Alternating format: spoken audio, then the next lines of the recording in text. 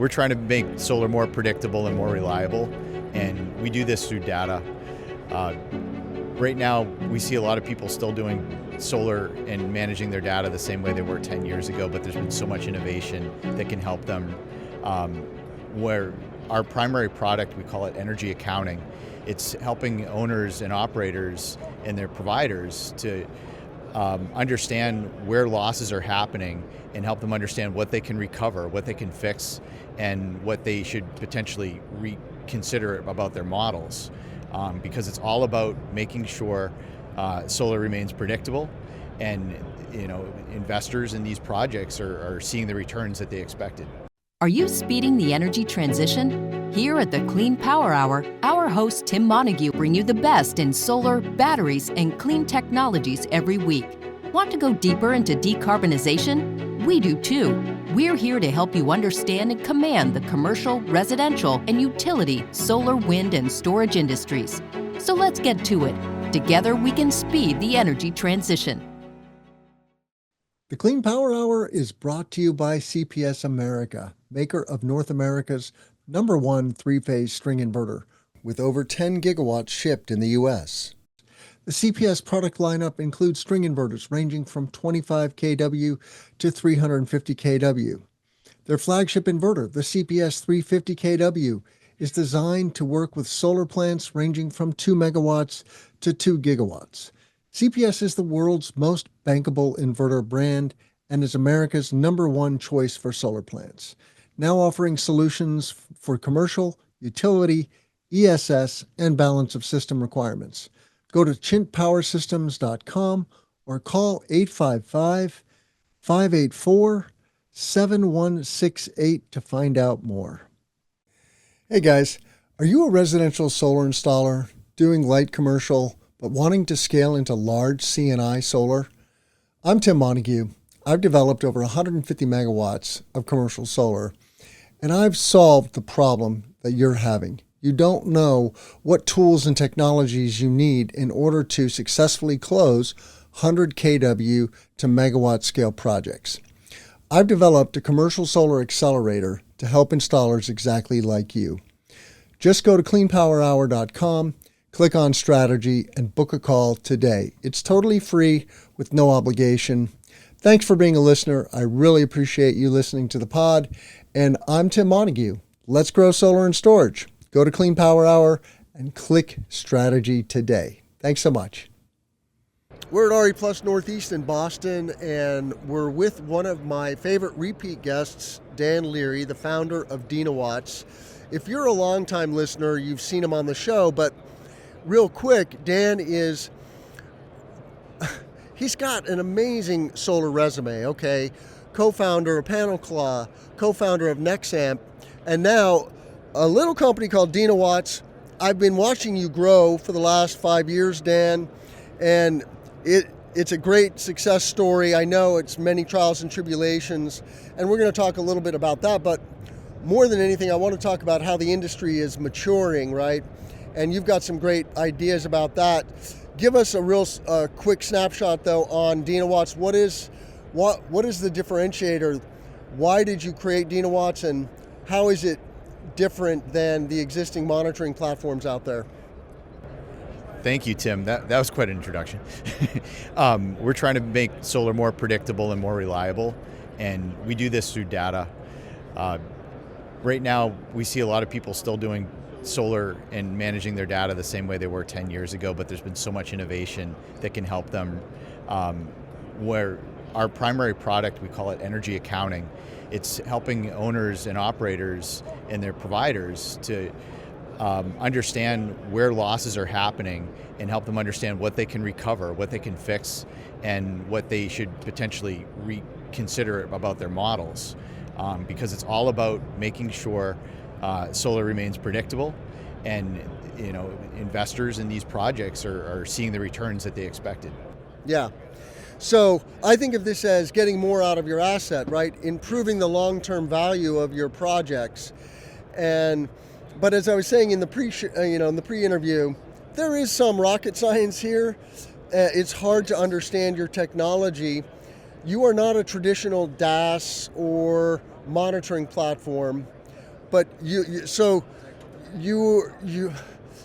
into energy accounting, and you're into understanding how the asset is performing and where it's underperforming and why it's underperforming.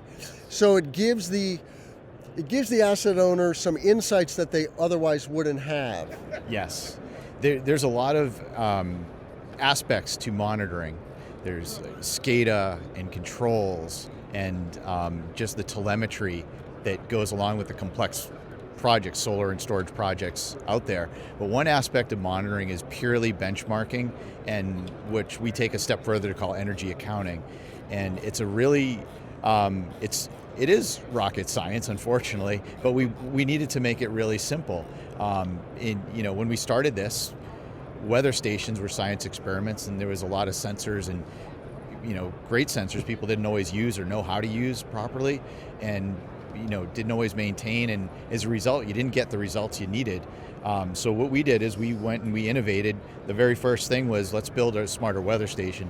So we built this little sensor, wireless and self-powered sensor called the Deno, and then we were able to very quickly get people more accurate benchmarking data. And then we went and built a way to ingest all the data from the inverters, the trackers, the meters, any devices that are contributing to the performance of the site. And we pull that in, and in our Pythonic environment, we analyze it in real time and break down what you made, what you should have made, and where you're seeing losses. Are the losses from shade, or is it from snow? Is it from inverters derating? What could it be? And then the final step to energy accounting is breaking it into buckets that everybody can understand. Is it because of climate-related issues? Is it because of the way it was modeled? Is it because of external factors beyond anyone's control, and that's just life? Or is it because of things that are within the commercial boundary of what can be controlled? Is it things that the owners and operators can fix and recover? So once we can break it into these buckets, then we're going to have a lot more understanding about what is going to make solar more reliable. And we were talking about energy accounting and creating a standard, right? You've been collaborating with Sandia Labs in Albuquerque, New Mexico, where I grew up, and you used an analogy. It's analogous to GAAP for finance, which general accounting practices is what Generally GAAP is. accepted accounting principles. Generally accepted accounting principles. So tell us more about this standard that you are working on, and how is that going to, I guess, improve the picture for asset managers? Yes, because that's the ultimate objective of what we do at Denowatts. It looks like a cool technology. It looks like we're a monitoring company, but we're actually a modeling company. And the reason why we're doing all of this is to bring what the financial community figured out hundreds of years ago is they need generally accepted accounting principles. It's the gravity that holds the whole financial system together and helps companies be tradable and bankable and understandable how they're performing. But that doesn't exist in solar. It doesn't exist yet. So we've been working with Sandia and building out in our software a common way to report against what these performance are, like the four buckets I described earlier, in a way that anybody can report to and understand. So we think that's an important next step in the evolution of the standards. And how long is it going to take before this is a thing that everyone will know about? Yeah, well, we're using it now Okay. commercially as sort of the demonstration, and we're working with the Sandia Labs to see if there's a way that we can pull other larger IPPs and other software companies into following this. So that's something we're working on over the next 6 months with the intent of publishing a white paper. When I think of asset performance, I think of three buckets: green, yellow, red. The asset is performing as expected. The asset is in a yellow zone. Something is wrong. I'm not sure what. The asset is down. Clearly something is wrong. And what's present for me, in talking with you, is that you're really helping the asset owner get granularity on yellow more than anything, and pushing the yellow back into the green in a more efficient manner, or helping them also avoid green going to yellow. It's understanding why it's under or overperforming. Because we see plenty of times where models were made too conservative, and somebody probably left some money on the table somewhere because the models are exceeding their performance. But the question that has been asked of Sandia over the years is, we need to better understand underperformance. And the first question is, well, what is underperformance? Is it actually the system's not working as well as they could? Is it that the models weren't quite adequate or as reliable or predictable as we'd want them to be? Is it our understanding of climate? Like, where is the problem happening? So that's what this is all about. Cool. And I'm just curious, when you talk to customers who, pre-Denowatts, post-Denowatts, what is the feedback they're giving you? People like Matt Murphy, who've been long-term customers of yours, what is the aha for them? The aha is the efficiency that we can execute and deliver what we're promising for energy accounting. Our greatest successes are with customers that have figured out that if they take a little bit of time and do our training, if they have good documentation and they stay in good communication with us through our portal and our software, that they can very efficiently roll out and get the answers they need very quickly. And we do that in real time. That's sort of the aha moment when people say, wow, the way that we've sort of viewed monitoring over the last 10 or 15 years that they've been building projects is like, that doesn't have to be the way it's going to be happening for the next 10 or 15 years. It's changing the efficiency and the way that we use data. So in wrapping this up, we can't do things the way we've done in the past, right? We have Correct. to innovate and evolve. Please. Please. It's a double edge because in some regards, I really resonate with what Jigar Shah says, right? Just deploy, deploy, deploy. We've got good enough technology to truly green the grid. And he is right. But by the same token, as the industry matures, we have to apply innovation and better technology and better partnerships. I'm hoping to talk to Portside here, one of your partners. I love it that you guys are here side by side again. We talked last year at the same show. But in terms of maturation, what's your message, to asset owners? What's the wake-up call? Boy, in uncertain times, fall back and start looking at your data, and let's start understanding what opportunities we have in the data to add profitability back into the operation. Things are going to improve. I think everybody here at the show has optimism that things are going to improve.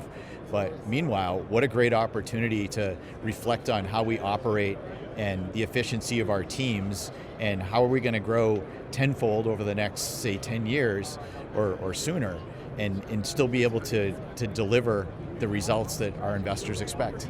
That's the name Well of the said. issue. Yeah. All right. Well, thank you, Dan Leary. I really appreciate you, what you're doing with Denowatts, and for all the mutual friendships that we've developed over the years.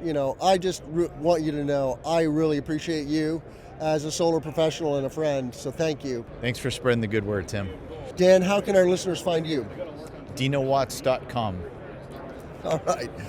The Clean Power Hour is brought to you by CPS America, maker of North America's #1 three-phase string inverter, with over 10 gigawatts shipped in the U.S. The CPS product lineup includes string inverters ranging from 25 kW to 350 kW. Their flagship inverter, the CPS 350 kW, is designed to work with solar plants ranging from 2 megawatts to 2 gigawatts. CPS is the world's most bankable inverter brand and is America's #1 choice for solar plants, now offering solutions for commercial, utility, ESS, and balance of system requirements. Go to chintpowersystems.com or call 855-584-7168 to find out more. We're here at RE Plus Boston, RE Plus Northeast in Boston, with a partner of Denowatts called Portside Systems. I'm with Doug Macmillan. He's an engineer, and apparently he's also a nerd. He even said that himself, and I said, dude, I'm a big nerd too, so we're good there. But What do you guys do? So we're an engineering and engineered services company. We specialize in commissioning, field services, systems engineering, protection engineering, and then also building, DAS systems and magic boxes, as we like to call them. We have a UL 508A panel shop where we design and build a lot of the auxiliary equipment that's implemented on distributed generation sites. Everything from the metering equipment to data acquisition equipment to utility interface equipment, so like all of the RTU systems, remote interface gateways, DTTs, like all of the stuff that the utility requires for their interface back to their, whatever their engineering control center is, And depending on the utility. so your customers are both developers and installers? Developers, installers, EPCs, asset owners, Yeah. depends on what direction of the business or what part of our company that they're utilizing. Yeah. But because we are oftentimes the commissioning agent for the system or for the site, a lot of times we'll be working for either the EPC. Sometimes as we're sitting in the role of owner's engineer, we'll be working for the developer or the asset owner, kind of representing their interests with respect to whoever's building the site. Yeah. So we sit in a couple different seats. Okay. And then we also build a lot of the equipment that gets there. So last year, when I had Mark and Dan on the show, though, Dan kind of pulled me aside and he said, "Tim, it's been a game changer for me to develop this partnership with Portside." And he points to the magic box, and I think it looks cool. I have no idea what's going on here, really. Sure. But my question is, what is the game changer about Portside? What are you guys doing that's special and different? Sure. So what we provide is, and if you talk to Dan, as you have many times, like he identifies that the Denowatts platform is a core technology, right? Like it's a hardware set, it's a software set, and it's harvesting data and analyzing that data. Like that's what they're doing. And what we do is we are the implementers of that system as a whole for these distributed generation sites. And so effectively what we're doing is we will get involved in the project in the very beginning of the project or during the design phase, and for the project develop the entire DAS system. I mean, a lot of them are, they're very standardized depending on the project size and whatever the asset owner's requirements are. But anyway, so we put the entire system together, more or less. If you can extrapolate, we're like the system integrator of the project. And so we put that portion together and then follow it through the project by both building and delivering the equipment, or sending the equipment to the site, and then a lot of times we're the commissioning agent as well. So we commission various parts of the site, but including the DAS system. So the main thing that we're doing differently is we're effectively like a group implementer for the Denowatts platform, partnered with Denowatts to basically have that close relationship, so that it's not really like a vendor and a consumer. It's it's like a manufacturer and an engineering firm, partnered together to make a really good implemented total system. And you'll go anywhere in the country? Yeah, I mean, right now we've got a bunch of sites that are being built out in Minnesota. We've got a lot of them that are being implemented throughout the Northeast. Our core service area for a lot of our commissioning services are based pretty much from Maryland north. Mostly because we have to travel around with a lot of test equipment, and so we're kind of limited by drive distance. But our equipment, our DAS equipment and other types of cabinets and systems that we build are being implemented in various parts of the country. There's really not much of a limitation on that, just as long as we can ship it there, get an LTL shipment. So yeah. Cool. All right, well, thank you so much. Check out all of our content at cleanpowerhour.com. Tell a friend about the show. That's the best thing you can do to help others find this content. And Dan, how can our listeners find Portside? You can find us online, portsidesys.com, and Any other trade shows you guys go to? RE Plus is typically the one we go to. The Northeast Power and Energy Conference we usually go to. Okay. So that's you go to RE Vegas? We haven't been to RE Vegas, but okay. We hear good things about it, so might need to go. Might be the year for you, 2026. Yeah, there we go. All right, I'm Tim Montague. Let's grow solar and storage. Thanks so much, Doug. Thank you. Appreciate it. The Clean Power Hour is brought to you by CPS America. maker of North America's #1 three-phase string inverter, with over 10 gigawatts shipped in the U.S. The CPS product lineup includes string inverters ranging from 25 kW to 350 kW. Their flagship inverter, the CPS 350 kW, is designed to work with solar plants ranging from 2 megawatts to 2 gigawatts. CPS is the world's most bankable inverter brand and is America's #1 choice for solar plants, now offering solutions for commercial, utility, ESS, and balance of system requirements.